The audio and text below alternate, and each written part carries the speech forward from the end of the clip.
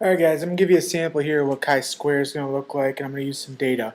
So the data that I'm going to use can be found on a page that's attached at the bottom of this page.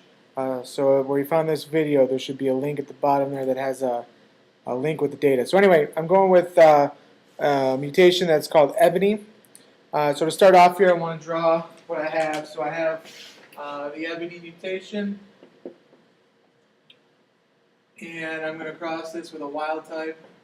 So Punnett square wise, what this should look like, we'll use an E for ebony, we'll use a plus for a wild type.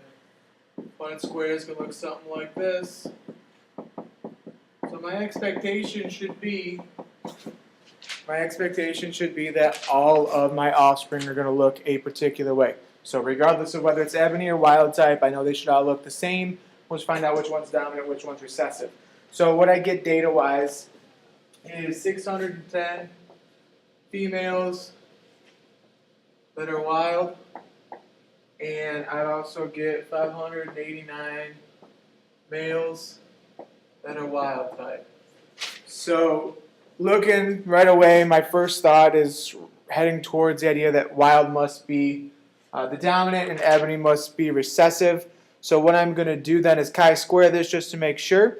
So my values here, and I already did the math on it, so just kind of show you what the formula would be. So I take 610 minus 599 and a half.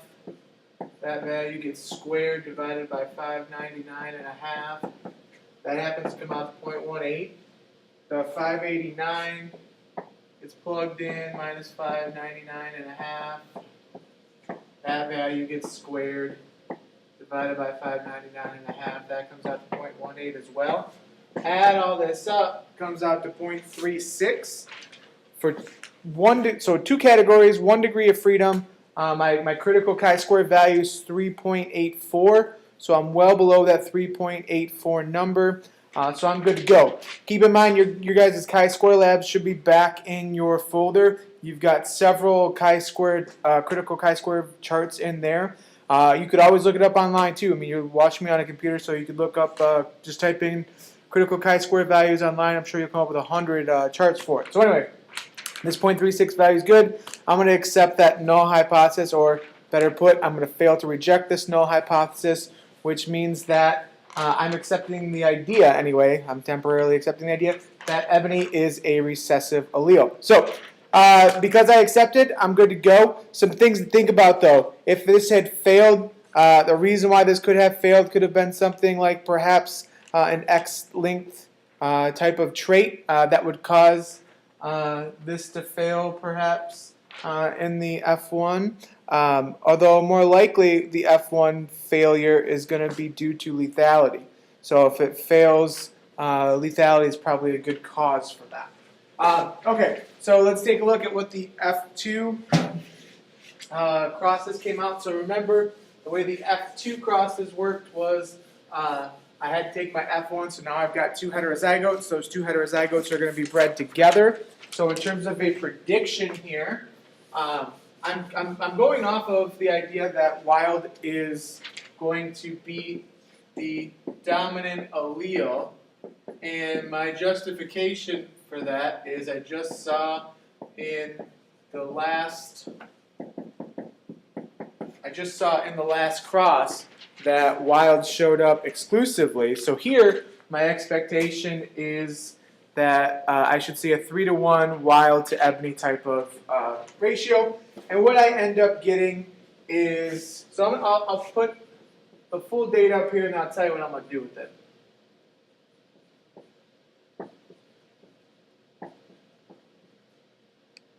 So I've got 476 males, 434 females for wild type. I've got 166 males, 159 females for ebony.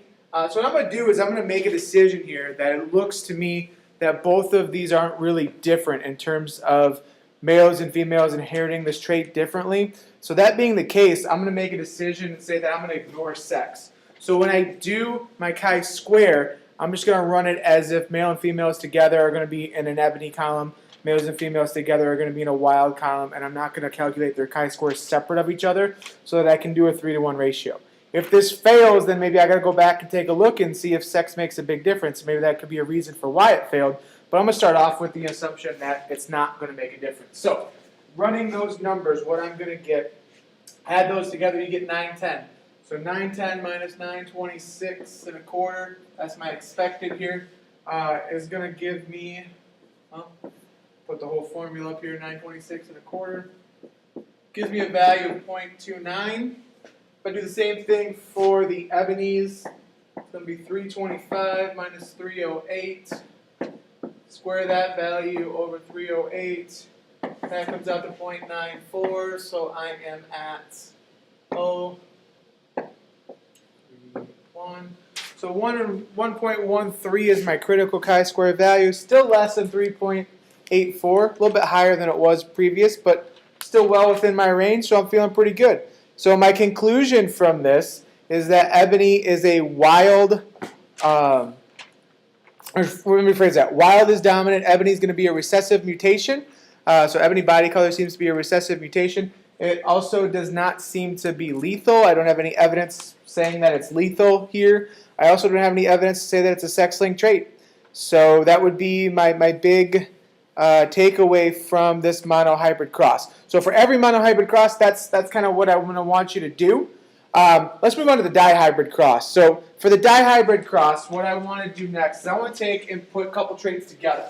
So I'm going to do this with traits that you will have already done the monohybrid crosses. So you'll already know something about these traits to start off with. So you'll know whether they're dominant or recessive or lethal, all that kind of junk. So to start off, what we're going to do here, I'm just going to pick two traits. So my two traits, I'm going to have ebony and I'm going to have spineless. So spineless refers to a bristle in the fruit flies, and ebony is still a body color trait. So anyway, to breed these, for my cross that I'm going to do at chi-square, what I'm going to want is a female who's going to be a heterozygote and a male who is going to be recessive for both traits. So spineless is going to turn out to be recessive just like ebony was. So in terms of a genotype here, so I've got a female and she is going to be, so again, heterozygous. So she's going to be wild with the gene for ebony. She's also going to be wild with the gene for spineless. The male is going to be ebony and he's going to be spineless. So he has neither of the dominant alleles here. So Punnett square-wise, what I can expect, and this is kind of a 4x1.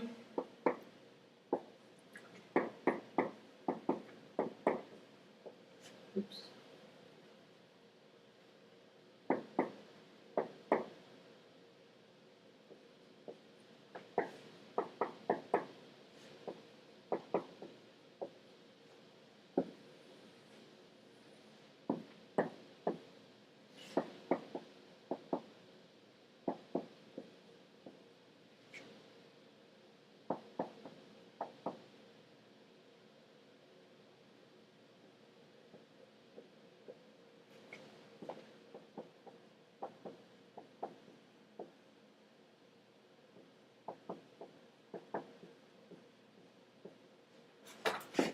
So in looking at what I got Punnett square-wise here, I've got a wild type, so this will be wild for both.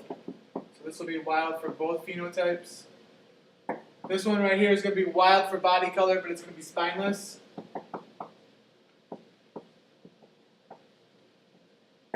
This one here is going to be ebony, but wild. So an ebony body color, but wild for the spine, for the bristles. And then this last one's going to have both mutations. So it'll be both ebony as well as spineless.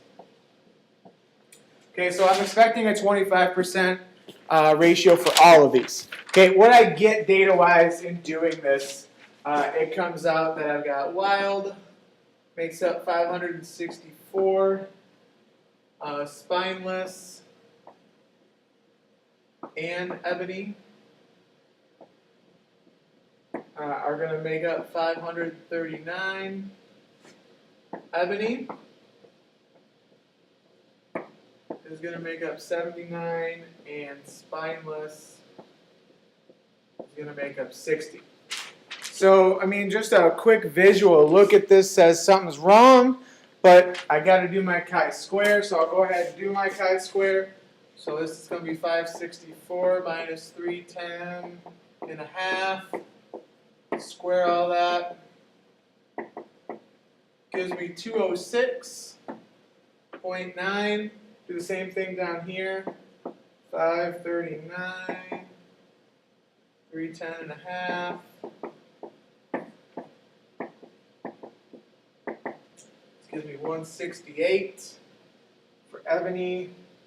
79 minus 310 and a half.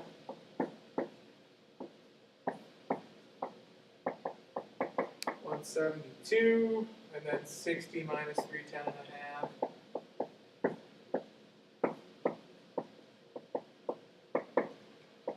202.